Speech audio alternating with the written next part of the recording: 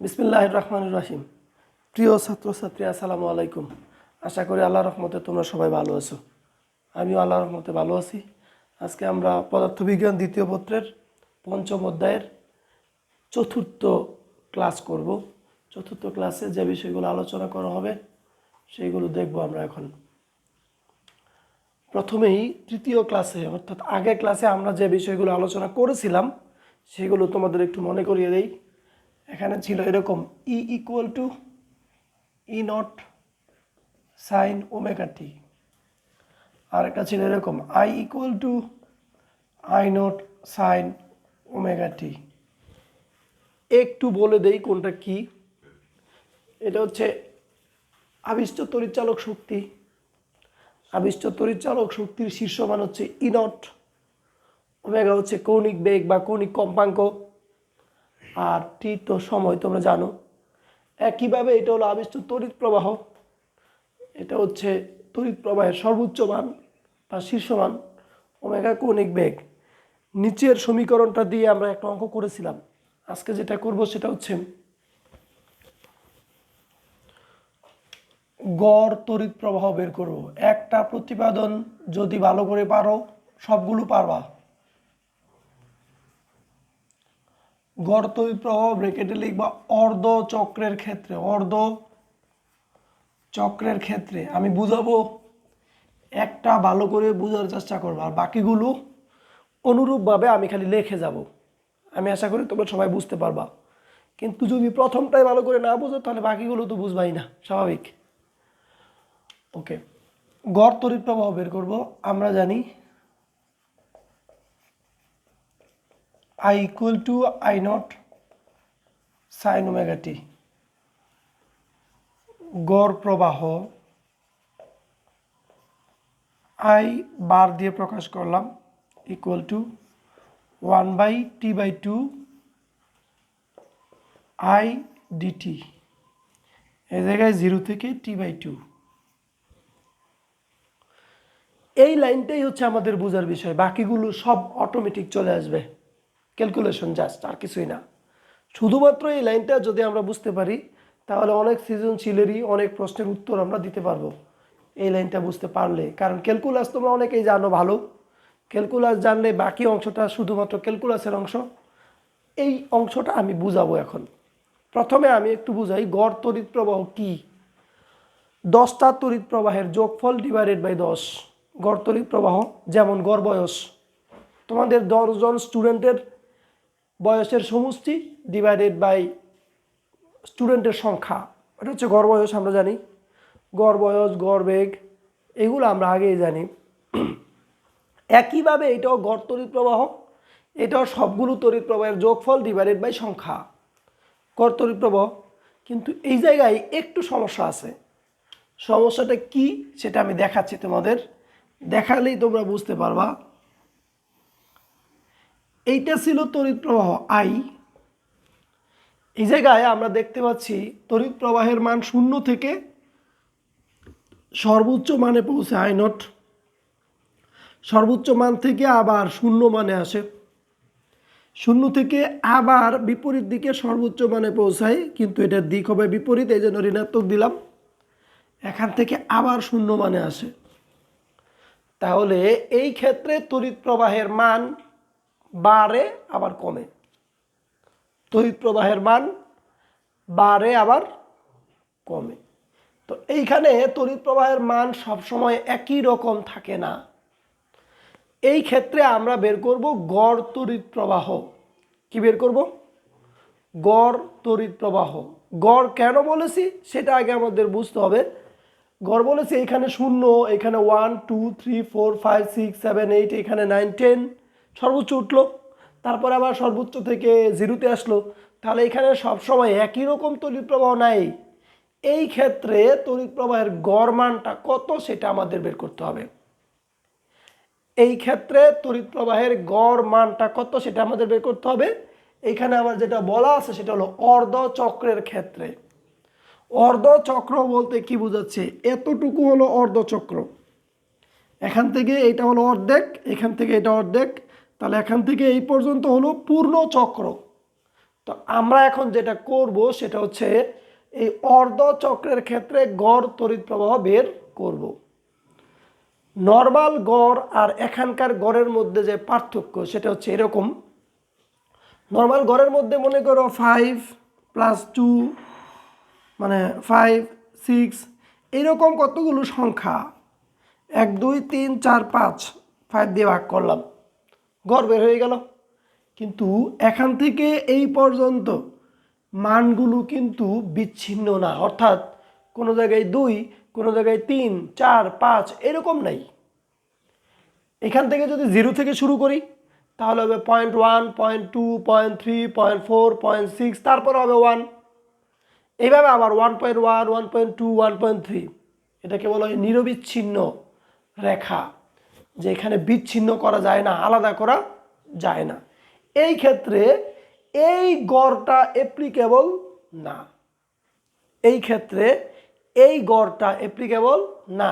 কারণ তুমি যদি কতগুলো নির্দিষ্ট সংখ্যা জানতা তাহলে তুমি গড় এইভাবে বের করতে পারতা, কিন্তু এই জায়গায় তো গড় ওই রকম হবে না, নির্দিষ্ট কোনো সংখ্যা নাই। তাহলে কি করব সেটা হচ্ছে আমাদের বোঝার বিষয়। এটাকে আমাদের করতে হবে ক্যালকুলাসের মাধ্যমে।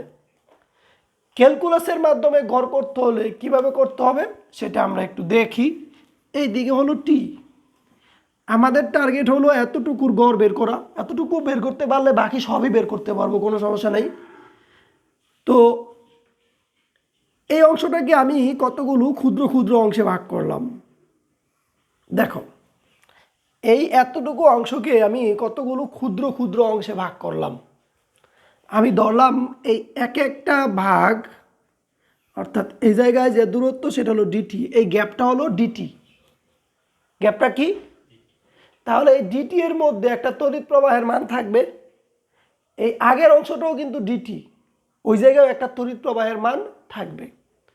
তাহলে আমি ধরলাম এই দিকে তড়িৎ প্রবাহ হচ্ছে আই আই, আর এই অংশটা হচ্ছে ডিটি। তাহলে আয়ের সাথে যদি আমি ডিটি গুণ করি তাহলে কি পাওয়া যায় খেয়াল করে দেখো, এতটুকুর ক্ষেত্রফল পাওয়া যায়। আই হলো এতটুকু, দৈর্ঘ্য বলতে পারি, আর ডিটিটা হলো প্রস্থ। তাহলে দৈর্ঘ্য গুণ প্রস্থ সমান কি হবে? ক্ষেত্রফল। তাহলে এইটা হলো একটা অংশের ক্ষেত্রফল, ক্ষুদ্র একটা অংশের ক্ষেত্রফল। যদি আমি সম্পূর্ণ অংশের ক্ষেত্রফল বের করতে চাই তাহলে আমি কি করব? তাহলে এটাকে আমি ইন্টিগ্রেশন করব। আমরা জানি ক্ষুদ্র অংশ থেকে সম্পূর্ণ অংশ বের করার জন্য ইন্টিগ্রেশন করতে হয়, এটা আমরা সবাই জানি। তাহলে এই জায়গায় আমি ইন্টিগ্রেশন করে দিব। এবার ইন্টিগ্রেশন করার পরে আমাদের কাছে প্রশ্ন হলো কতটুকু ইন্টিগ্রেশন করব? এখান থেকে শুরু করব পৃথিবীর এক প্রান্তে চলে যাব এরকম না, এখানে একটা সীমা আছে যে এইখান থেকে শুরু করব, এই জায়গায় গিয়ে শেষ করব। এখান থেকে এই পর্যন্ত হলো টি, যেটা পর্যায়কাল। তাহলে এখান থেকে এই পর্যন্ত কি হবে? T/2। তাহলে 0 থেকে শুরু করব, T/2 পর্যন্ত যাব। এই জায়গায় 0 থেকে শুরু, T/2 পর্যন্ত গেলাম। 0 থেকে T/2 ইন্টিগ্রেশন করা শেষ। এইবার এইটার যে রেজাল্ট আসবে, এটার যে রেজাল্ট আসবে সেই রেজাল্ট আসবে আই এবং টি দুইটার গুণফল। আই এবং টি দুইটার গুণফল মানে হচ্ছে তড়িৎ প্রবাহ এবং সময় দুইটার গুণফল আসবে। এবার যদি আমি তাকে টি দিয়ে ভাগ করে দিতে পারি, মানে সময় দিয়ে যদি ভাগ করে দেই, তাহলে সেই জায়গায় শুধু থাকবে কি? আই, যেটাকে বলা হবে গড় প্রবাহ। তাহলে আমরা কিভাবে করলাম সেই প্রসেসটা আরেকবার বলি। প্রথমে আমরা এই অংশটাকে ক্ষুদ্র ক্ষুদ্র অংশে ভাগ করলাম, যেটাকে বলা হয় ডিফারেন্সিয়েশন, মানে ক্ষুদ্র ক্ষুদ্র অংশে ভাগ করা।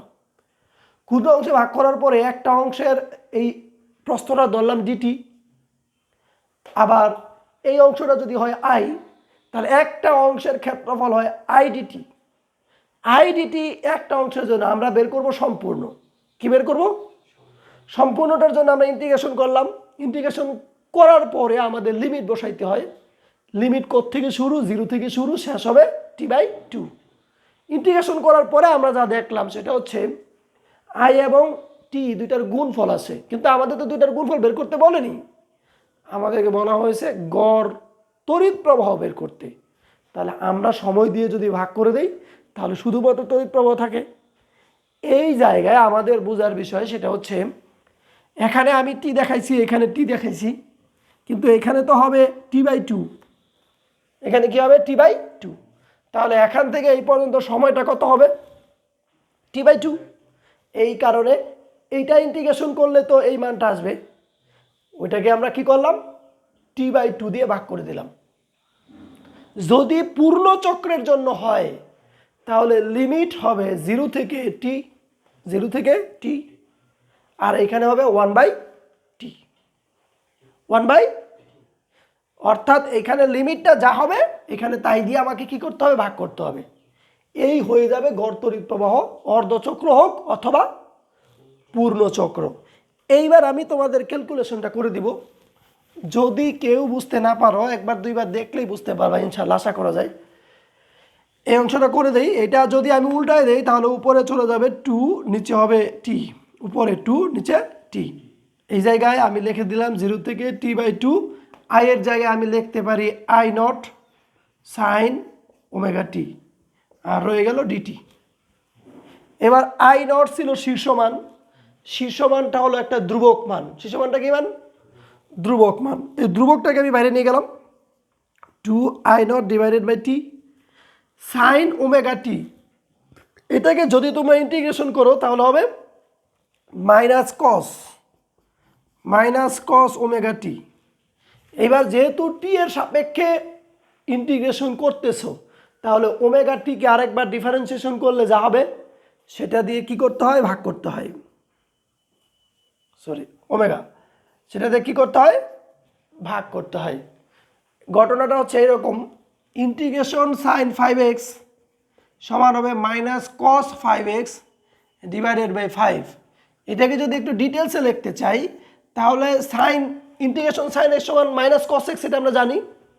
তো মাইনাস কস 5x লিখলাম, যাকে আমি মনে মনে এখানে একটা dx আছে, যাকে আমি মনে মনে x ধরেছি, এই 5x সম্পূর্ণটাকে আমি কি ধরেছি মনে মনে x ধরেছি, তাকে ডিফারেন্সিয়েশন করলে যা হবে সেটা দিয়ে ভাগ।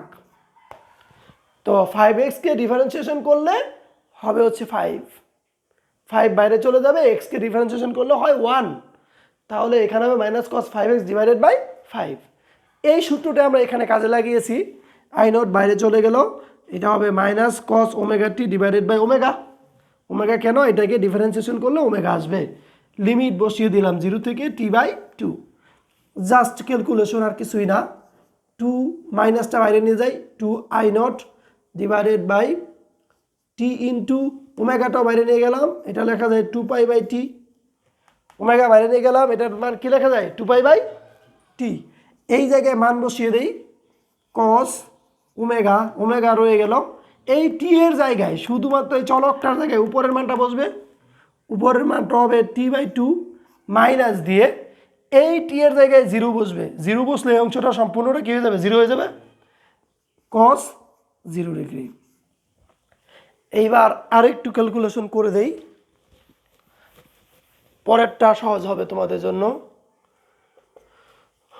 মাইনাস 2I0 ডিভাইডেড বাই এই টি আর টি কাটা যায়, 2 কাটা যায়, তাহলে শুধু I0 থাকে, minus I0 divided by pi, I0 divided by pi, t কাটা যায়, 2 কাটা যায়, তাহলে এই জায়গায় কি থাকে কস ওমেগাকে আমি ভেঙে দেই 2π/t into T/2 minus cos 0°-র মান হচ্ছে 1 লিখে দিলাম। এই জায়গায় বাম পাশে হলো I বার,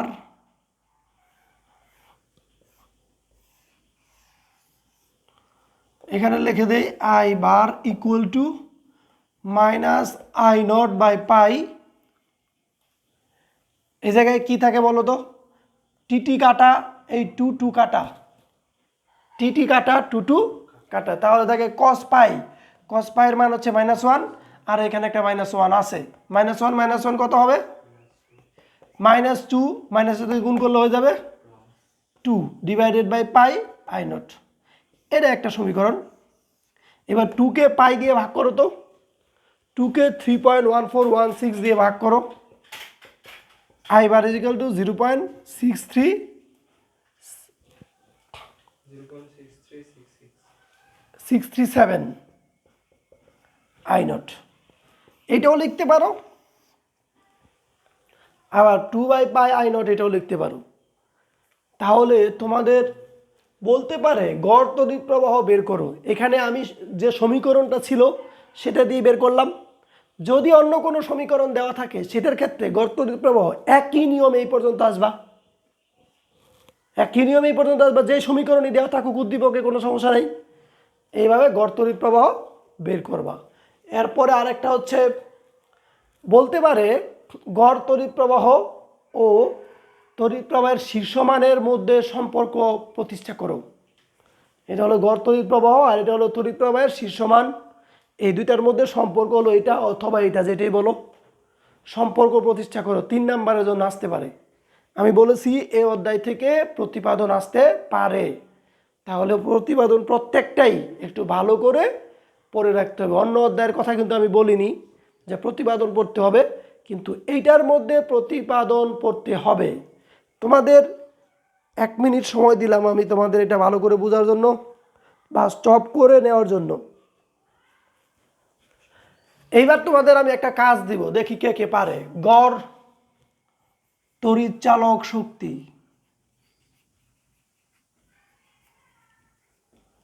অর্ধচক্রের ক্ষেত্রে, চক্র অর্ধেকই থাকবে, গড় তড়িৎ চালক শক্তি। এটা দেখি কে কে পারে, আমি এখনই করে দিব এটা। তোমরা যদি পারো ভালো, সবার পারা উচিত। শুধুমাত্র এই আয়ের জায়গায় ই বসাবা আর সব ঠিক থাকবে, ই নট। এইবার এই জায়গায় 1 t/, এই জায়গায় হবে ই বার, এই জায়গায় হবে ই, এই জায়গায় হবে ই নট, এই জায়গায় ঠিক আছে, এই জায়গায় হবে ই নট, ই নট, এই জায়গায় থাকবে E naught, E naught, E naught, এটা ই নট, এইগুলো হয়ে যাবে ই বার, এটা চেঞ্জ করতে হবে ই বার, এটা ই বার। আমার লেখা শেষ, আমার লেখাটা শেষ। আমি আশা করি তোমরাও পারবা। এটা আমারটা দেখে দেখে করবা না, তোমরা নিজেরা করবা। অর্ধচক্রের একটা আমি করে দিলাম, আর একটা তোমরা নিজেরা করবা। যেখানে আটকাবা সেখানে ভিডিও দেখবা, না আটকালে ভিডিওটা দেখার দরকার নাই। তুমি একবার করলে তোমার আত্মবিশ্বাস অনেক বাড়বে। এবার আমি বের করব গড় তড়িৎচালক শক্তি অর্ধচক্র না, এবার করব পূর্ণ চক্রের ক্ষেত্রে। পূর্ণ গড় তড়িৎচালক শক্তি কার জন্য? পূর্ণ চক্রের জন্য। তাহলে এইটা আমরা জানি গড়, এইটা ভুল লিখেছিলাম, এটা হবে তড়িৎচালক শক্তি। হ্যাঁ, তড়িৎচালক শক্তি, গড় তড়িৎচালক শক্তি। তাহলে এইবার ইকুয়াল টু, এইবার যেহেতু পূর্ণ চক্রের জন্য এখানে হবে 0 থেকে t, এই জায়গায় হবে t, আর এই জায়গায় হবে 1/t। শুধু t, যেহেতু 1/t, এখানে শুধু t হবে, এই জায়গায় শুধু t হবে, এই জায়গায় 2 থাকবে না, শুধু ই নট বাই টি। এই জায়গায় 2 থাকবে না, এই জায়গায় টি কাটা যাবে, এই জায়গায় এটা থাকবে না। বাকি অংশটা মুছে দিচ্ছি আমি, তোমরা একবারে করতে পারবা। আমি তোমাদেরকে আরেকবার বলে দিই, শুধুমাত্র লিমিট হবে 0 থেকে t। এটা বলেছিলাম প্রথমেই, পূর্ণচক্রের জন্য 0 থেকে t, আর এখানে হবে 1/t। তাহলে 1/t রয়ে গেল, ই এর মান আমরা এটা বসিয়ে দিলাম। এখানে লিমিট হবে 0 থেকে t। আগের সূত্র এখানে অ্যাপ্লাই করলাম, ওমেগাটাকে বাইরে নিয়ে গেলাম, বাইরে নিয়ে যাওয়ার পরে এখানে টিটি কাটা, তাহলে এই জায়গায় হবে E bar equal to E naught, এখানে মাইনাস আছে minus E naught divided by 2 pi, আর এইখানে যেটা হবে cos 2 pi by t into t minus 1, এবার এটা হবে E bar equal to minus E naught divided by 2 pi, এখানে এটা কাটা দিলে cos 2 পাই মানে কি, cos 2 পাই মানে হচ্ছে আবার cos 0 ডিগ্রি, এখান থেকে ঘুরে যদি এখানে চলে আসে, এখানে 0 ডিগ্রি ছিল, 2 পাই ঘুরে আবার এখানে আসলে cos 0 ডিগ্রি হবে, cos 2 পাই cos 4 পাই cos 6 পাই cos 8 পাই সবগুলোই হচ্ছে cos 0 ডিগ্রির মানে সমান, তার মানে হচ্ছে এখানে হবে 1, তাহলে এখানে 1 মাইনাস 1 কত হয়, এবার ইকুয়াল টু 0। তাহলে পূর্ণ চক্রের ক্ষেত্রে গড় তড়িৎচালক শক্তির মান হয়ে গেল 0। প্রশ্ন হলো কেন হলো এরকম, সেটা আমরা একটু দেখতে চাই। গড় তড়িৎচালক শক্তির মান একটু আগে যেটা হলো সেটা হলো অর্ধচক্রের জন্য, আর এখন কেন 0 হলো সেটার লজিকটা আমরা এখান থেকে দেখতে পাবো। দেখো এইটা হলো প্লাস আই নট আর এটা হলো মাইনাস আই নট, এটা যদি উত্তর দিকে হয়, এটা কোন দিকে, দক্ষিণ দিকে, তাহলে এইখানে উপরের অংশটা গড় একটা মান পাওয়া যায়, নিচের অংশটার গড় আরেকটা মান পাওয়া যাবে। এখন এটা যদি প্লাস হয় এটা হবে মাইনাস, দুইটার গড়ই হবে সমান, তাহলে দুইটা যোগ করে দিলে হয়ে যাবে 0, অর্থাৎ উত্তরের মান আর দক্ষিণের মান দুইটার কাটাকাটি করার পরে কি হয়ে যায় 0। আর এই জন্য পূর্ণ চক্রের জন্য গড় তড়িৎচালক শক্তির মান হবে 0। একইভাবে একবার সেম ই এর জায়গায় শুধুমাত্র তুমি কি বসাবা, ই এর জায়গায় আই বসাইলে আরেকটা সমীকরণ আছে, এখানে হবে গড় তড়িৎ প্রবাহ পূর্ণ চক্রের ক্ষেত্রে। তোমরা এটা নিজেরা করবা, আমি লিখে দেই, গড় তড়িৎ প্রবাহ পূর্ণ চক্রের ক্ষেত্রে এই জায়গায় হবে আই বার ইকুয়াল টু 0। তুমি কিভাবে করবা, শুধু ই এর জায়গায় আই বসাবা, আর কোনো চেঞ্জ নাই। এই প্রতিবেদনটা তোমার নিজেকেই করতে হবে, অবশ্যই এটা নিজেকে করতে হবে। আমি এখানে চেঞ্জ করে দিলেই পারতাম, তোমরা নিজেরাই চেঞ্জ করে নিবা, বলে দিলাম আই বারের মান আসবে 0, শুধুমাত্র এইখানে যেই যেই জায়গায় ই আছে সেই জায়গায় আই বসাবা। নিজে নিজে একবার প্রতিপাদন করলেই নিজের আত্মবিশ্বাসটা অনেক গুণ বেড়ে যাবে। আরও একটা প্রতিপাদন বাকি আছে, এটাই হচ্ছে আসল প্রতিপাদন,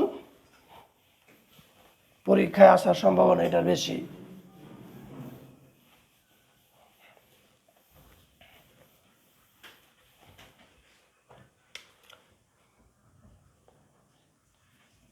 বর্গমূল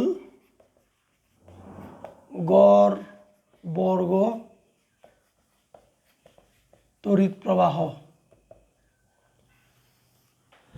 বর্গমূল গড় বর্গ তড়িৎ প্রবাহ, এটা তোমাদের আগে একটু জানিয়ে নিই আমি। গড় তড়িৎ প্রবাহ I bar equal to I1 plus I2 plus dot dot দিয়ে IN ডিভাইডেড বাই N, এটা হলো গড় তড়িৎ প্রবাহ। এটা কি প্রবাহ, গড় তড়িৎ প্রবাহ। এবার হচ্ছে গড় বর্গ তড়িৎ প্রবাহ, তখন আমরা লিখব I bar square equal to I1 square plus I2 square plus dot dot দিয়ে IN square divided by N। এই জায়গায় স্কোয়ার হবে না, 1 2 3 4 5, এখানে N সংখ্যক, তাহলে N দিয়ে ভাগ হবে। যদি 5টা থাকে তাহলে এখানে 25 দিয়ে ভাগ হবে, 25 দিয়ে ভাগ হবে না। তাহলে গড় বর্গ, জাস্ট তড়িৎ প্রবাহগুলোকে বর্গ করে যোগ করব, সংখ্যা দিয়ে ভাগ করব, যেটা বের হবে সেটা হবে, আগে ছিল গড়, এটা হচ্ছে গড় বর্গ। এইবার এর আগে একটা বর্গমূল লাগাবো, বর্গমূল গড় বর্গ বর্গ তড়িৎ প্রবাহ, বর্গমূল গড় বর্গ তড়িৎ প্রবাহ। ওকে, এইবার জাস্ট এটা কি করলাম, I1 স্কোয়ার এইটাই লিখলাম, দেখো I1 square plus I2 square plus dot dot দিয়ে IN square divided by n। এবার এই পাশে একটা বর্গমূল দিলাম, এই পাশে আরেকটা বর্গমূল দিলাম, এটাও হয়ে গেল বর্গমূল গড় বর্গ তড়িৎ প্রবাহ। এইটার নাম বলা হয় IRMS। IRMS মানে হচ্ছে আর দিয়ে বোঝায় রুট মানে বর্গমূল, মিন দিয়ে গড়, স্কোয়ার দিয়ে বর্গ, বর্গমূল গড় বর্গ তড়িৎ প্রবাহ, IRMS। একইভাবে ERMS আরেকটা আছে, আমরা এখন এই IRMS এর মান বের করব, বর্গমূল গড় বর্গ তড়িৎ প্রবাহ। স্কোয়ারের রুট ক্যান্সেল হয় করলে, কিন্তু এটার মানে হচ্ছে IRMS। ওকে, এবার কিভাবে করব আমরা জানি, I equal to I naught sine omega t. এবার লিখব গড় বর্গ প্রবাহ I বার স্কোয়ার, রুট দিলাম না, তাহলে এখানে হবে 1/t 0 থেকে t I স্কোয়ার dt। আগের মতোই সব করেছি, এখন শুধু বর্গ করে দিলাম, সময় আগের মতোই 0 থেকে t, এখানে 1/t, এখানে শুধুমাত্র কি করে দিলাম, বর্গ করে দিলাম, আর কিছুই করি নাই। এইবার এই জায়গায় 1/t I naught square sine square omega t লেখা যায়, ডিটি ডিটি এর জায়গায় রয়ে গেল, স্কোয়ার থাকার কারণে এটার উপরে স্কোয়ার হবে। এই জায়গায় I naught square divided by t, এখানে 0 থেকে t লিখতে হবে, এই জায়গায় হবে 0 থেকে t half into 2 sine square omega t d t, sine square omega t d t. এটা 2 আর এই 2 কাটা দিলে কিন্তু এটাই থাকে। কেন লিখলেন, এর কারণটা তোমরা অনেকেই জানো, I naught square divided by t, এই 2টা বাইরে নিয়ে আসলাম, এই জায়গায় 0 থেকে t 2 সাইন স্কোয়ার থিটা, এটাকে লেখা যায় 1 মাইনাস কস 2 থিটা ডিটি।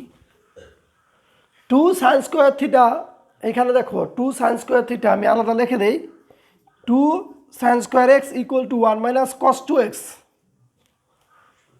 সূত্র 2 sine square x equal to 1 minus cos 2x। এইবার এই জায়গায় এটা কেন করা লাগলো সেটা জানা দরকার। ইন্টিগ্রেশন সাইন স্কোয়ার এক্স, এইটার ডিফারেন্সিয়েশন ডাইরেক্ট কোনো সূত্র নাই, সরি এটার ইন্টিগ্রেশনের ডাইরেক্ট কোনো সূত্র নাই, করতে হয় অন্যভাবে নিয়ে। এটা ডাইরেক্ট যদি কোনো সূত্র থাকতো তাহলে আমরা এটা ডাইরেক্ট ইন্টিগ্রেশন করে দিতাম, আর এই কারণে এটাকে আমাদের চেঞ্জ করা লাগলো। কথা কি বোঝাতে পেরেছি? তাহলে এই সূত্রটা জানা লাগবে, 2 sine square x is equal two 1 minus cos 2x, এই জায়গায় এক্স কিন্তু পুরোটা, তাহলে 2 ওমেগা টি। এইবার আমরা সামনের দিকে যাব, বা I bar square equal to, এটা লিখে দিলাম, এই অংশটা লিখে দেই I naught square divided by 2t। এইবার তোমাদের যেটা জানতে হবে সেটা হচ্ছে এই ডিটি এটার সাথে গুণ, এই ডিটি এটার সাথে গুণ করলে এখানে হয় শুধুমাত্র ইন্টিগ্রেশন ডিটি। ইন্টিগ্রেশন ডিটি মানে কি, এরকম ইন্টিগ্রেশন ডিটি, এইটা সমান হচ্ছে টি, ইন্টিগ্রেশন ডিটি সমান কি, ইন্টিগ্রেশন ডিএক্স সমান এক্স, তাহলে ইন্টিগ্রেশন ডিটি সমান টি। তাহলে এই জায়গায় থাকলো হলো টি, কি থাকলো, এবার মাইনাস দিব, এই মাইনাস দিলাম মাইনাস, এবার cos cos x, integration cos x সমান কি, সাইন এক্স মাইনাস না, এই জায়গায় হচ্ছে sine x, integration cos x সমান হচ্ছে সাইন এক্স। তাহলে এই জায়গায় আমি দিব হচ্ছে সাইন 2 ওমেগা টি। তাহলে সম্পূর্ণটাকে যে আমি এক্স ধরলাম এটা আমার ভুল না, এটাকে ডিফারেন্সিয়েশন করলে আসবে 2 ওমেগা, কি আসবে 2 ওমেগা, এই জন্য 2 ওমেগা দিয়ে ভাগ করলাম 0 থেকে টি। কারোর কোনো আপত্তি আছে? ওয়ানের সাথে ডিটি গুণ করলে শুধু এই ডিটি হয়, ডিটিকে ইন্টিগ্রেশন করলে টি, এটা লিখে দিলাম। এবার পরের অংশ minus cos 2 omega t d t, এটাকে ইন্টিগ্রেশন করলে হবে sine 2 omega t divided by 2 omega. এইবার বোর্ডের দিকে ভালো করে তাকাইতে হবে, কারণ লিমিটটা বসানো অনেকেই বলে স্যার বুঝি নাই। একেবারে সহজ বিষয়, কঠিন কোনো দিকে যাওয়ারই দরকার নেই। এই টি উপরের মানটা টি এর জায়গায় বসবে, কার জায়গায় বসবে? তাহলে টি এর জায়গায় টি বসলে দিয়ে দিলাম টি। এবার মাইনাস দিয়ে সাইন 2 ওমেগা টি, এই ওমেগা টি এর জায়গায় কি বসবে? Divided by 2 omega. তাহলে এই জায়গায়ও টি বসাইলাম, এই জায়গায়ও টি বসাইলাম, কোনো ঝামেলা আছে? এরপরে আমরা কি করি? মাইনাস দিয়ে এই টি এর জায়গায় এটা বসাবো। তাহলে মাইনাস, এটা কত 0। এবার মাইনাস একটা সূত্রের আর এখানে একটা মাইনাস আছে, কি হয়ে যাবে প্লাস। উপরে এইটার জায়গায় যদি আমি 0 বসাই তাহলে সম্পূর্ণটা 0 হয়ে যাবে, এটা হবে সাইন 0 ডিভাইডেড বাই 2 ওমেগা। কোনো কঠিন? আমি আরও একবার বলছি, তোমরা আবার দেখতে পারবা ভিডিও, যেহেতু টি এর জায়গাতে আমি শুধুই ক্যাপিটাল টি বসাইলাম প্রথমে, যা আছে সব ঠিক আছে দেখো এই পর্যন্ত। এরপরে নিচেরটা বসানোর আগে একটা মাইনাস দিতে হয়, মাইনাস দিলাম, এই জায়গায় 0। এবার এই মাইনাস আর এই মাইনাস গুণ করলে হয়ে যাবে প্লাস, প্লাস এই টি এর জায়গায় 0 বসালে হয়ে যাবে সাইন 0 ডিভাইডেড বাই 2 ওমেগা। এইবার দেখি কি লেখা যায়, I naught square divided by 2 t, এইখানে হলো t minus sine 2 into 2 pi by t into t divided by 2 omega. এটা তো 0ই আছে, সাইন 0 ডিগ্রির মান কত 0, তাহলে এই অংশটা হয়ে গেল 0। এইবার আরেকটু I naught square divided by 2 t, এই মানটা কত হয় দেখো তো, এই টি আর এই টি কাটা যায়, এটা হয় সাইন 4 পাই। সাইন 4 পাই মানে হচ্ছে সাইন 0 ডিগ্রি। কিভাবে?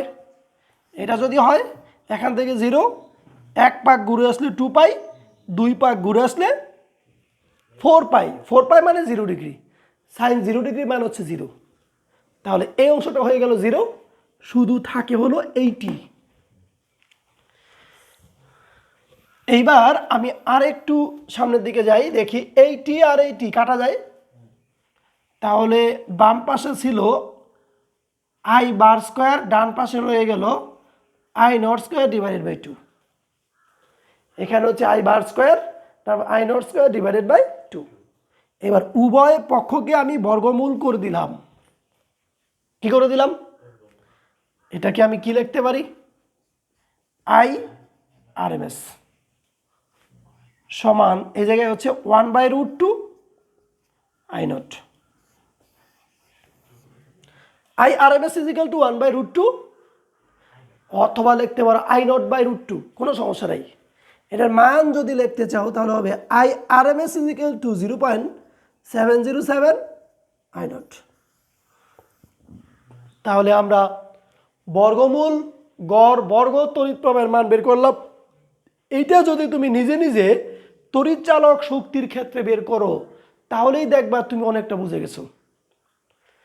তড়িৎচালক শক্তিটা আমি বলে দিব না, আমি শুধু কিভাবে করবা সেটা বলে দিব। সেটা হচ্ছে শুধুমাত্র আয়ের জায়গায় ই বসাবা, যেখানেই আই আছে সেখানে ই বসাবা। তো আয়ের জায়গায় ই বসাইলে স্টুডেন্ট আমার প্যাস লাগে, আয়ের জায়গায় ই বসাইলে এখানে কি বসাবো? আয়ের জায়গায় ই বসাবা, নট নটের জায়গায় থাকবে। আমি বলছি শুধুমাত্র আয়ের জায়গায় ই বসাবা, আর সব ঠিক থাকবে। নট নটের জায়গায় থাকবে, যা যা আছে সব ঠিক থাকবে, শুধুমাত্র আয়ের পরিবর্তে ই বসিয়ে দিবা। এইখানে হবে E R M S is equal to 0.707 E naught. তাহলে এই প্রতিপাদনও আসতে পারে। আমি আশা করি তোমরা সবাই মোটামুটি বুঝতে পেরেছো। আমি ছোট্ট একটা অঙ্ক করব এখন, তারপর অধ্যায়টা শেষ করে দেব। অধ্যায়ের বেসিক জিনিসগুলো মোটামুটি শেষ।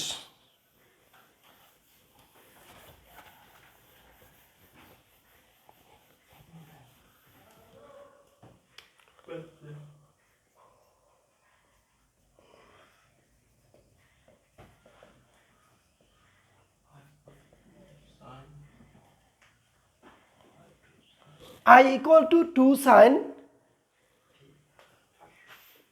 550t মানে 550t। এখানে বলতে পারে তড়িৎ প্রবাহের বর্গমূল গড় বর্গমান বের করো। আবার এখানে বলতে পারে তড়িৎ প্রবাহের মান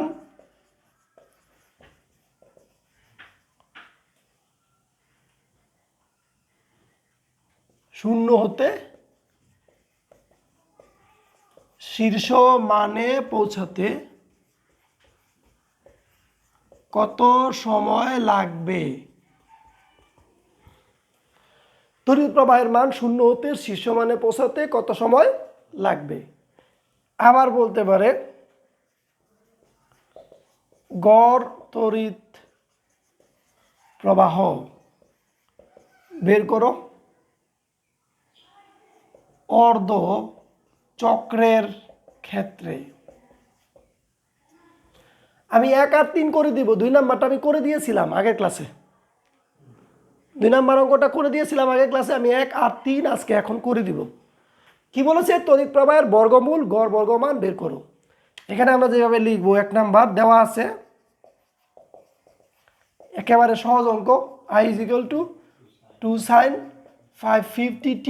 এটা হলো 1 নং সমীকরণ।